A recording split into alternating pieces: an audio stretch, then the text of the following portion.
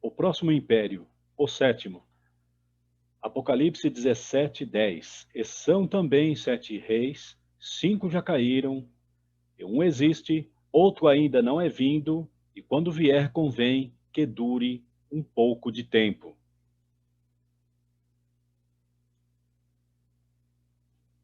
O povo de Israel, desde o início, lá olhando no período quando Moisés estava ali no Egito, Deus assim chamou o povo de Israel e, e a história do povo de Israel, ela vem marcando assim, desde os meados, com relação aos acontecimentos proféticos e também a conclusão de muitas coisas que irão ocorrer futuramente com relação à volta de Jesus e o fim dos tempos.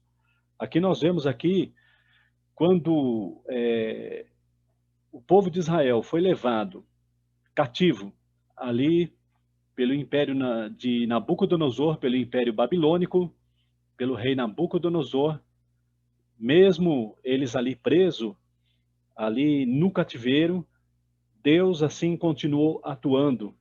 Havia ali alguns profetas, assim como Daniel, que se destacou, e sinais também acontecendo, assim, e Deus manifestando naquele período, mostrando que Ele é Deus, que Ele é o Criador dos céus e da terra, dono de todas as coisas, e manifestando assim a glória dele naquele lugar. Nós vemos assim que nesse ocorrido, o rei Nabucodonosor ele teve um sonho e ele não contou o sonho para ninguém. E tal foi assim esse acontecimento que ele ameaçou até os magos e também assim os sábios, com ameaça de morte, mandou decretar, se não discernissem e revelassem assim o sonho que ele teve, porque ele ficou muito inquieto. E o interessante é que quando chegou isso a Daniel, Daniel ali ele tomou a frente e pediu um tempo para o rei para que trouxesse a revelação e a interpretação desse sonho. E esse sonho que Nabucodonosor teve é, é muito interessante porque é o sonho de 4 impérios, contando com um dele de 4 impérios que surgiu, e depois isso aponta também lá no livro de Apocalipse, acrescentando também mais 6 impérios. E é sobre isso que nós vamos falar.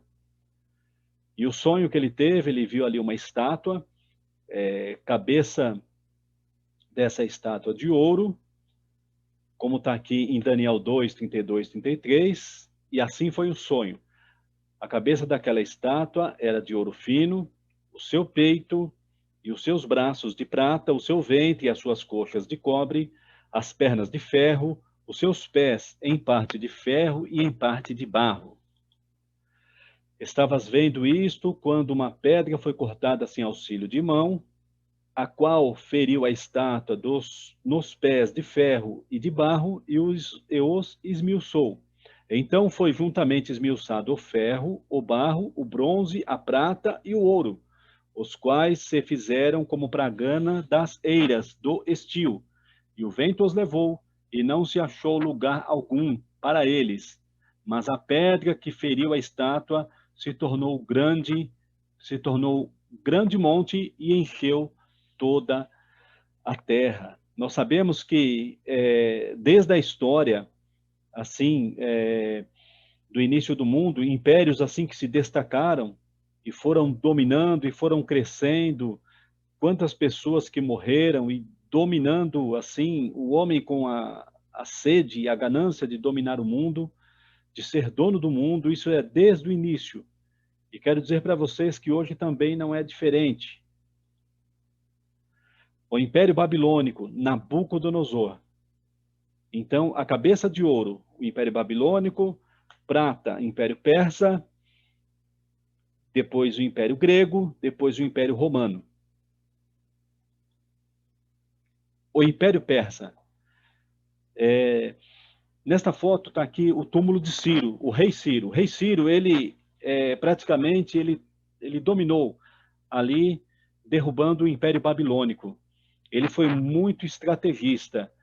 Ele fez o desvio ali do rio Eufrates, e quando fez o desvio do rio, eles passaram ali pela parte seca e entraram dentro do Império Babilônico, onde era cercado, não tinha como entrar, e ali dominou.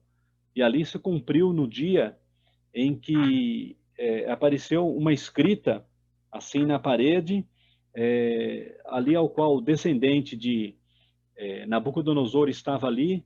Eles tinham profanado ali os utensílios do templo e começaram a beber nos utensílios do templo, e ali apareceu a escrita, né?